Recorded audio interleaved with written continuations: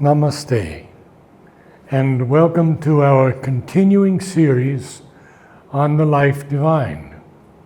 We are in the chapter Knowledge by Identity and Separative Knowledge, beginning on page 554 with the first paragraph, in its essence, the inner being's knowledge. And of course, I must add, with our beloved Ranga.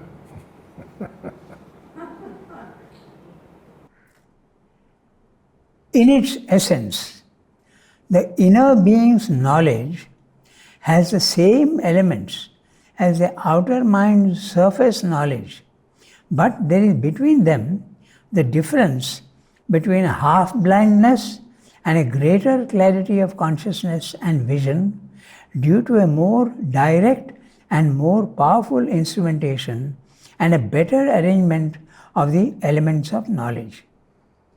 Knowledge by identity, on the surface, a vague inherent sense of our self-existence and a partial identification with our inner movements, can here deepen and enlarge itself from that indistinct essential perception and limited sensation to a clear and direct intrinsic awareness of the whole entity within.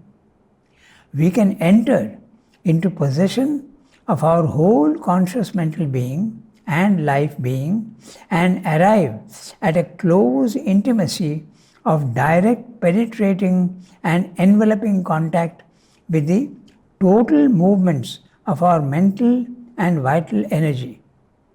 We meet clearly and closely and are, but more freely and understandingly, all the becomings of ourselves, the whole self-expression of the Purusha on the present levels of our nature. But also there is or can be, along with this intimacy of knowledge, a detached observation of the actions of the nature by the Purusha, and a great possibility through this double status of nature, of knowledge, of a complete control and understanding. All the movements of the surface being can be seen with a complete detachment, but also with a direct sight in the consciousness by which the self-delusions and mistakes of self, of the outer consciousness, can be dispelled. There is a keener mental vision, a clearer and more accurate mental feeling of our subjective becoming, a vision which at once knows, commands and controls the whole nature. If the psychic and mental parts in us are strong, the vital comes under mastery and direction to an extent hardly possible to the surface mentality. Even the body and the physical energies can be taken up by the inner mind and will and turned into a more plastic instrumentation of the soul, the psychic being. On the other hand, if the mental and psychic parts are weak and the vital strong and unruly, power is increased by entry into the inner vital, but discrimination and detached vision are deficient. The knowledge, even if increased in force and range, remains turbid and misleading. Intelligent self-control may give place to a vast, undisciplined impetus or a rigidly disciplined but misguided egoistic action. For the subliminal is still a movement of the knowledge ignorance. It has in it a greater knowledge, but the possibility also of a greater, because more self-affirming ignorance. This is because, though an increased self-knowledge is normal here, it is not at once an integral knowledge. An awareness by direct contact, which is the principal power of the subliminal, is not sufficient for that. For it may be contact with greater becomings and powers of knowledge, but also with greater becomings and powers of the ignorance. Oh. So, very interesting para. Yes. We'll go through and see exactly what he's saying. So, first of all, he's telling us that the knowledge that you have of the outside world, the mechanisms, your mental imagination, your reasoning, and all these powers that you have, basically the same as the intraconscient, but much more enlarged, much clearer, and much more accurate. That's what he's saying. But still, it is not the real knowledge. The real knowledge can be got only when you go up to the highest. So, this is what he's saying. In its essence, the inner being's knowledge, so inner being, the intraconscient, or the subliminal, that is behind our mind, inwards, not upwards, inwards, is the inner mind, which is much larger and much more in contact with the universal mind. Universal mind. There is a universal mind, just as there is a universal matter and our body is one part. So exactly the same way, there is a universal life force and there is a universal mind plane of consciousness.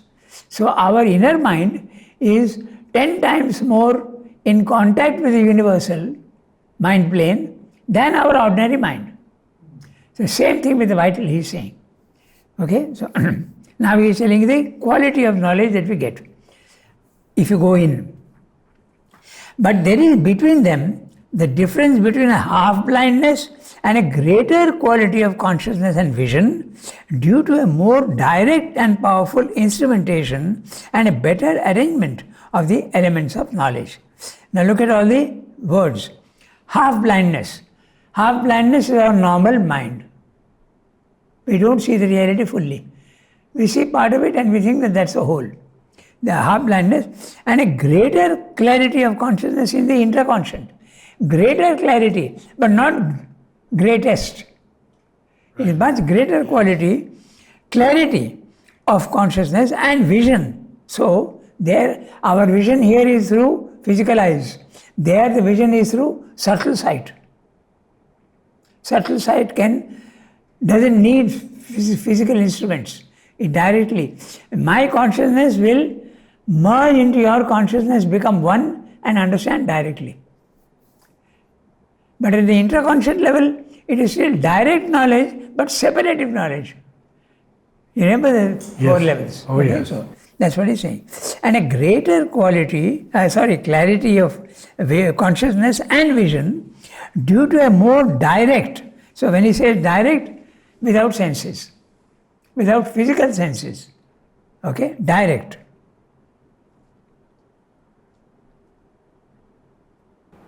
And powerful instrumentation. And a more direct and powerful instrumentation, because the instrumentation of the subtle senses is far greater, the capacity, than the physical senses. So powerful instrumentation and a better arrangement of the elements of knowledge. There you can distinguish clearly between mind, life and body. But in our ordinary, we don't know whether our thoughts or our feelings are coming from mind or heart. We don't know. And even the body has what its needs and sensations. They're all mixed up here. But they have great clarity. You can see clearly. In the intraconscient. Yeah, in the intraconscient, very clear. I used to wonder at one time, Srila is going on repeating and everybody is saying there is matter, life and mind. How do they know? Is there not something in between they're missing? I used to wonder. So, because we don't know. But if you go to the intraconscient, clearly you can see that these are the three stages. You have to go to the intraconscient to see that. Okay, so that's why he's saying by powerful instrument, better arrangement of the elements of knowledge. Have you had that experience? No. Well, to an extent. I'll tell you what. The intraconscient can be accessed in sleep. If your psychic consciousness is awake. Okay? So, intraconscious knowledge can be in waking consciousness or it can be in sleep. But if it is in sleep also, there is great clarity. And you get the truth in images. It comes in images. Because language is not sufficient. So it comes through images. Metaphors, similes, symbols. So, yes. You said metaphors, similes, and what? Images. Images. Savitri is full of metaphors and similes. And wonderful. Yes. So, elements of knowledge. Knowledge by identity, on the surface, a vague inherent sense of our self-existence and a partial identification with our inner movements. He has told us that to understand knowledge by identity, you know your own anger and your own love and you know your own emotions. I don't know yours, but I know my own. So that is because knowledge by identity. But this surface knowledge by identity is very limited. It's only partial. That's what he's telling us. Knowledge by identity, on the surface, a vague inherent sense of our self-existence. Okay? Who am I? We have a vague sense that yes, I exist and I have a personality, but we don't know clear what it is. It's a vague sense. Okay? We mostly take it for the body-mind life. Surface, a vague inherent sense of our self-existence and a partial identification with our inner movements. Our inner movements, thoughts, emotions, sensations. So, partial identification, not fully. But in the intraconscious, it is much, much fuller. That's what he's saying. Okay? And a partial identification with our inner movements can here deepen and enlarge itself from that indistinct essential perception and limited sensation to a clear and direct intrinsic awareness of the whole entity within. You can see the whole entity within. You can see your inner being, you can see your outer being, and you can understand what they are. So, the whole entity within. We can enter into possession of our whole conscious mental being and life being and arrive at a close intimacy of direct penetrating and enveloping contact with the total movements of our mental and vital energy. So direct penetrating, I penetrate into your thoughts and I know what they are. But also he is saying enveloping contact. So enveloping means everything else related to that thinking. So very interesting. Not only I know your thoughts, but I know from where they are coming and why they are coming. That's what it means by enveloping. All around, if you're coming, you know that. So, enveloping contact with the total movements of our mental and vital energy. We also know from where our emotions are coming, how they are coming, how you have opened up, what is the source, everything in the intraconscious you can know clearly. Is the intraconscious synonymous with the subliminal? Yes. The inner being also is subliminal, same. He uses the words inner being, intraconscious and subliminal. Okay. But that's not at a height, it's inside your being. Okay, so we meet clearly and closely with the total, at a close intimacy of direct penetrating and enveloping contact with the total movements of our mental and vital energy. We meet clearly and closely and are, now he has got that parenthetical phrase. Yes, yes. So we'll read it first without the parenthetical phrase. Okay. So we meet clearly and closely and are all the becomings of ourself, the whole self-expression of the Purusha on the present levels of our nature.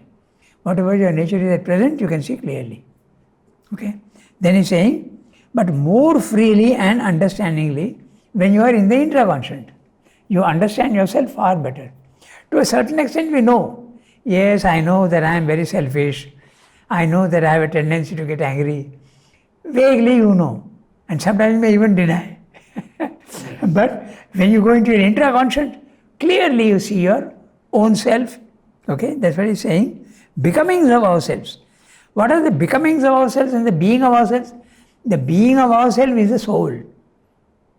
The becomings are your movements, your thoughts, your emotions, and all that. The word becoming itself shows you that it's a movement. Okay? The whole self-expression of the Purusha on the levels of our nature. But also, there is or can be, along with this intimacy of knowledge, a detached observation of the actions of the nature by the Purusha, and a greater possibility through this double status of knowledge. What is the double status of knowledge? Identification and also the power to separate yourself. Double status.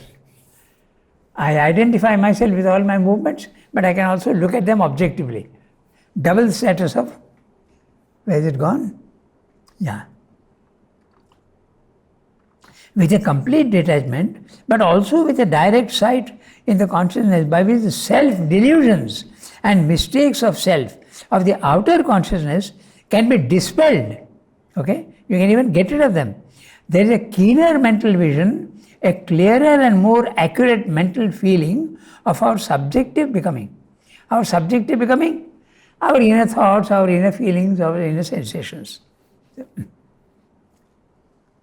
A vision which at once knows, commands and controls the whole nature.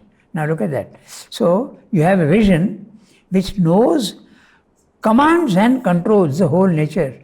So Sri Aurobindo says in the letters, he says that when you go into an intraconscient, you see from where your thoughts are coming, you see from where your emotions are coming, and you have the power to stop them entering into you, or you allow some to come into you. That's what he means by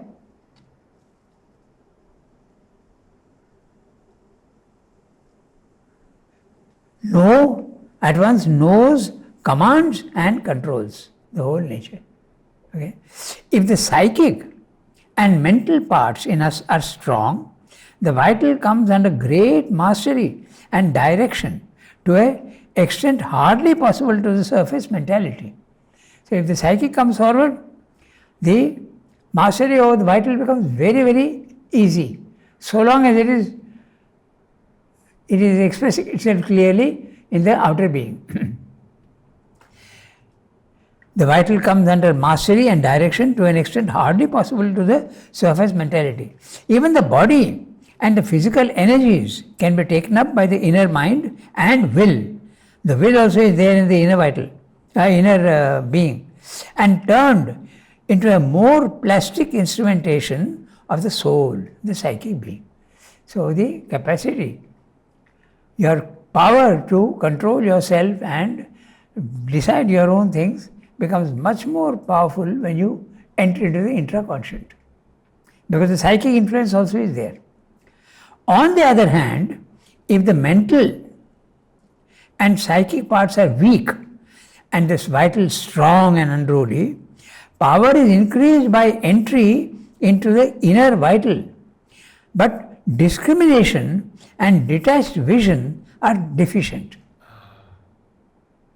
Because the vital is strong, power, not so much knowledge. Unruly. It's got power, but not necessarily. But if it can be, if the psychic comes forward, then the vital can become a very, very good servant. So Sri Aurobindo says in many places, the vital is an excellent servant, but a very bad master. He says that. So, if you let your vital rule you, it will lead you astray. But if your psychic is there and controls, the vital gives you energy to do what you want. The vital is energy, but energy directed in the right way and there is a wrong way. So, discrimination and detached vision are deficient. The knowledge, even if increased in force and range, remains turbid and misleading.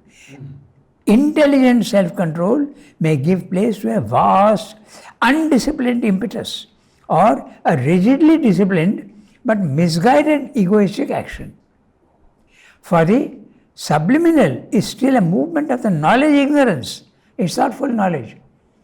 Much more of knowledge, but also ignorance is mixed. It has in it a greater knowledge, but the possibility also of a greater, because more self-affirming, ignorance. Self-affirming is vital. So, ego. Okay, so this is because though an increased knowledge is normal here, it is not at once an integral knowledge. An awareness by direct contact means without senses, which is the principal power of the subliminal, is not sufficient for that. For it may be contact with greater becomings and powers of knowledge, but also with greater becomings and powers of the ignorance. So if your vital is impure and you have the fortune or the misfortune to go into your intraconscient, you can be misled very badly by asuric forces. I'll give you an example. There used to be a gentleman here, he was our lifeguard. There was no swimming pool at that time, and we used to go for swimming in the sea. Okay? So there used to be a lifeguard there all the time. He was one of those people. He used to stay now where the big girls' boarding is there, opposite the French Institute. He used to live there. There was a different house and he used to live there. So he had many experiences with the intraconscient. And he told mother about it. Mother stopped them. Mother, with her power, stopped those experiences for his own good. But he used to complain, mother is not allowing me. But mother had done that because it is his vital was not that pure. So he could have been very easily misled. Okay, so greater becomings and powers of the ignorance. So that is the subliminal. Now we go to the next para. Yes. But the subliminal being, which is the same as the interconscient, Srila uses the word subliminal more often than the intraconscient. Yeah. Mm-hmm. Or the inner being. Inner being also uses a lot. Inner being. Okay? But the subliminal being has also a larger direct contact with the world. What has he told us in the previous para? He has told us that you know your own being. Now he is telling us that in the intraconscient, you also know the outside world. Okay? Para by para he is going. But the subliminal being has also a larger direct contact, direct, with the world. In other words, suppose I know myself, but when I look at you, I will be able to see your thoughts and your emotions. You are part of the world outside me. So I will be able to see that because I don't need my senses. I can see directly. Mother used to do exactly that, and she used to pour into your eyes. You know that, we have had the experience. She'll pour into your eyes and go to the psychic and give you exactly what you need. So, the subliminal being has also a larger direct contact. The word direct, you must be very clear, larger direct contact with the world. It is not confined, like the surface mind, to the interpretation of sense images and sense vibrations, supplemented by the mental and vital intuition and the reason. So, this interpretation of sense images and sense vibrations is your physical mind. The physical mind is the one that interprets your senses. No other function. That's what it does. This is something we understand this clearly, that the senses are giving us sense data. Okay? Vision, sound, taste, smell, this is all it coming in just raw data or data, whatever you want. Okay? And the mind is interpreting them. This is your mother, this is sour, this is sweet. Okay? This physical mind. Yeah, it's the physical mind that tells you what it is. So if the physical mind doesn't work, the senses will not make any sense to you. That's what happens when you make a mind silent. Okay? The physical mind's function becomes very little, And then you are just seeing the world as it is without any interpretation. That's why there is no judgment. When your mind is silent, the physical mind also is subdued. But it is only giving you data without interpretation, without judgment. That's the self. Okay, so this is so important to understand this. Interpretation of sense images and sense vibrations, supplemented by the mental and vital intuition and the reason. The mental and vital intuition and reason, the animal doesn't have so much. The animal has vital intuition, but not the mental and reason. There is indeed an inner sense in the subliminal nature, an inner sense, what I normally say, subtle sense. Okay, there is indeed an inner sense in the subliminal nature, a subtle sense of vision, hearing, touch, smell, and taste. But these are not confined to the creation of images of things belonging to the physical environment. They can present to the consciousness visual, auditory, tactual, and other images and vibrations of things beyond the restricted range of the physical senses or belonging to other planes or spheres of existence. This we have to understand clearly. So when you go into your intraconscient, first of all you know yourself, now you also know the physical world, he is saying. And in the physical world, you can get, look at the language, visual, auditory, tactual, other images and vibrations. I saw a BBC program once that the person was capable of seeing things at a distance. Okay? So they were testing him.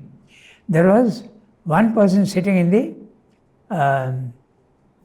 the person who is sensitive to the intraconscient is sitting in the studio, and the camera is focused on him. And they are asking him, tell us what you are seeing on London Bridge now. And he concentrated a little and he said, I see this, I see this, I see that. So he is seeing at a distance. It is also known that Americans, when they found these psychics, they call them psychics, they use them to find out where the radar installations are there in Russia and other places. So this is what Sridhar is talking about. Okay, so he is saying there is indeed an inner sense in the subliminal nature, a subtle sense of vision, hearing, touch, smell and taste. Okay, and these are not the creation of images belong to the physical environment. So if a person who he can see and he can see your future and he will warn you that this is going to happen. So this is what Sridhar is saying. Okay, so and they can be visual, auditory also. You can hear, like Sridhar heard clearly Sri Krishna's voice. He says it, Sri Krishna, a voice I knew well, he says. So go to Chandranagar, go to Pondicherry, auditory hearing. Okay, so that's exactly it. Tactual. Okay, even you can feel this. This tactual is very interesting. He wrote a poem, Invitation. You remember the poem? With the wind and the weather beating round me, up to the hill and the moorland I go. And then he's feeling the snow and he's feeling the wind. And he told someone in a conversation that I was actually feeling that. He was in jail when he got this experience. So tactual also. The subtle wind was there, he was feeling that. So clear he is saying everything. So, beyond the restricted range of physical sense, belong to other planes or spheres of existence. This inner sense can create or present images, scenes, sounds that are symbolic rather than actual. They're symbolic. Okay? Or that represent possibilities in formation, suggestions, thoughts, ideas, intentions of other beings. Intentions of other beings. I look at Noah and I can know your intention. Okay? So image forms also of powers and potentialities in universal nature. There is nothing that it cannot image or visualize or turn into sensory formations. So There's a whole section of letters where sadhaks are asking Swayambhu, I had this dream, what does it mean? So Swayambhu is explaining. So your being goes into the intraconscious and gets these images, and they are interpreted by Swayambhu, and you can also learn to interpret them with experience. And sometimes you may make a mistake, but then later on you come to know what the image really meant. So the intraconscious is a huge help in sadhana. So there is nothing that it cannot image or visualize or turn into sensory formations. It is the subliminal in reality and not the outer mind that possesses the powers of telepathy, clairvoyance, second sight, and other supernormal faculties whose occurrence in the surface consciousness is due to openings or rifts in the wall created by the outer personality's unseeing labor of individualization and interposed between itself and the inner domain of our being. So, very interesting language he is using, you have to see. So, telepathy, we know very well. Clairvoyance, I can see something which is not present, I can see something 100 miles away. Okay. Or second sight and other supernormal faculties whose occurrence in the surface consciousness is due to openings or rifts. You remember the other language he used is portholes and crevices. You remember the very interesting language. Potholes and crevices. Yeah. So that's, now he's using different words, same idea. See how he uses words. He's saying, where's it gone? Openings or rifts in the wall erected by... Yeah. So you have to pay attention to the language, very interesting. In the wall, erected by the outer personality. Which is outer personality? Body, mind, life. Unseeing labor of individualization and interposed between itself and the inner domain of our being. It should be noted, however, that owing to this complexity, the action of the subliminal sense can be confusing or misleading, especially if it is interpreted by the outer mind, to which the secret of its operations is unknown and its principles of sign, construction and symbolic figure languages foreign.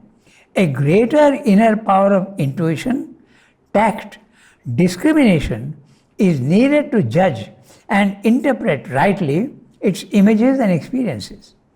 It is still the fact that they add immensely to our possible scope of knowledge and widen the narrow limits in which our sense-bound outer physical consciousness is circumscribed and imprisoned. So when you go into your intraconscious, huge difference. You can get a lot of knowledge, but you can also make mistakes. You have to use tact, intuition, discrimination to be able to do that. So, and you see these truths in images. And Swayambhu says there are 3 types of images. One is what he calls universal symbols. When you see of a mountain, it represents the different grades of ascension. Very clear. Yeah. So, then there are conventional symbols. Conventional symbols, for instance, the traffic light is a conventional symbol.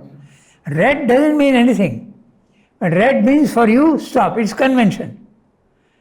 Red means stop. So this is another type of symbol. Then there is another symbol which relates only to the person. So there are universal symbols, conventional symbols, and individual symbols. I'll give you an instance. I had a colleague of mine in the press who used to get flare up very easily. Okay? So now if you are in the intraconscious and it is giving you your own being, what is there, what is not there. So you may see this person there, let's say, dying. So that image means this anger in you will soon die. Is That's what it means. So, personal symbol.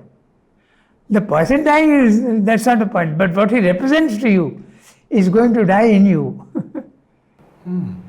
Or another symbol, next day you will see that the person is again alive and sitting.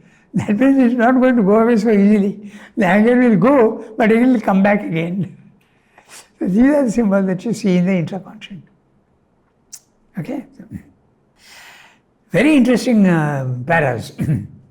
But more important is the power of the subliminal to enter into a direct contact of consciousness with other consciousness or with objects, to act without other instrumentation, by an essential sense inherent in its own substance, by direct mental vision, by direct feeling of things, even by close envelopment and intimate penetration, and a return with the contents of what is enveloped or penetrated, by direct intimation or impact on the substance of mind itself, not through outward means or figures, a revealing intimation or a self-communicating impact of thoughts, feelings, forces.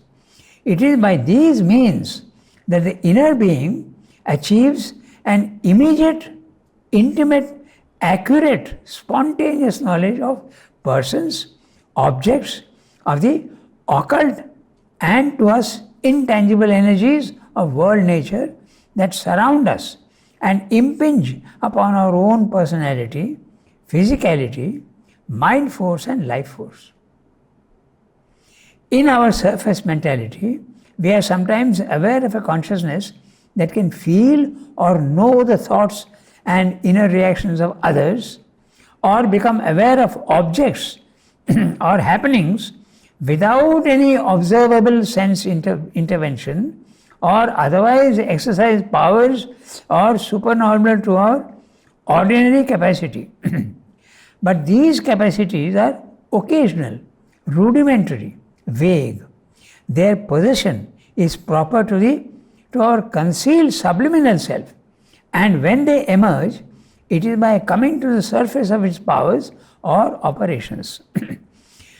These emergent operations of the subliminal being, or some of them, are now fragmentarily studied under the name of psychic phenomena. ESP is what they call it. Yes. Extrasensory perception. Yes. Although they have ordinarily nothing to do with the psyche, the soul, the inmost entity in us, but only with the inner mind, the inner vital, the subtle physical parts of our subliminal being. But the results cannot be conclusive or sufficiently ample because they are sought for by methods of inquiry and experiment and standards of proof proper to the surface mind and its system of knowledge by indirect contact. Under these conditions, they can be investigated only in so far as they are able to manifest in that mind to which they are exceptional, abnormal or supernormal, and therefore comparatively rare, difficult, incomplete in their occurrence.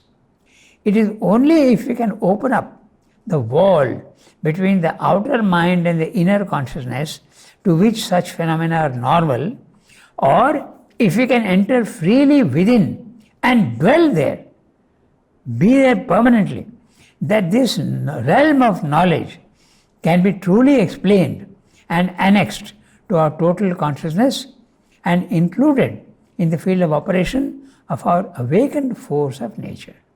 So, also very interesting para. But more important is the power of the subliminal to enter into a direct contact of consciousness with other consciousness. So, first of all, we must know that consciousness is not something vague and hazy. It's a substance. So, my consciousness is merging with your consciousness, and there's an identification. My body can't merge with your body, but a glass of water can merge easily with another glass of water. So, the substance being subtle, merging is possible, and that identification becomes possible. So it is subliminal power to enter into direct contact of consciousness with other consciousness or with objects.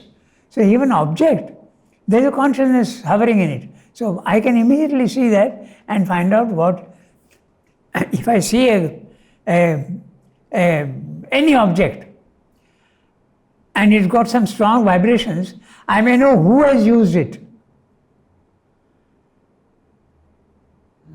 or what it has been used for. A wrong usage, I can see.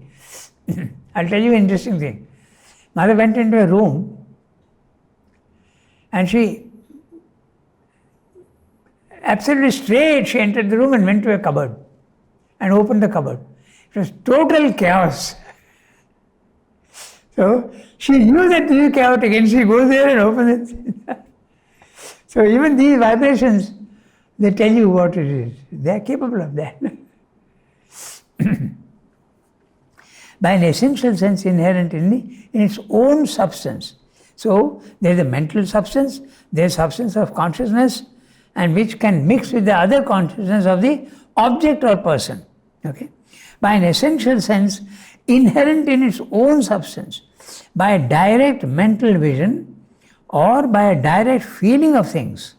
Direct feeling. Okay? Not without the physical senses. Even by a close envelopment and intimate penetration. He is using the same words again, penetration and envelopment. And a return with the contents of what is enveloped or penetrated by a direct intimation or impact on the substance of mind itself. Okay? The consciousness goes out and contacts that and then comes back here and gives a report. Not through outward signs or figures, a revealing intimation or a self-communicative impact of thoughts, feelings, forces. All these things you can access very easily in the intraconscious. Other people's thoughts, feelings and forces.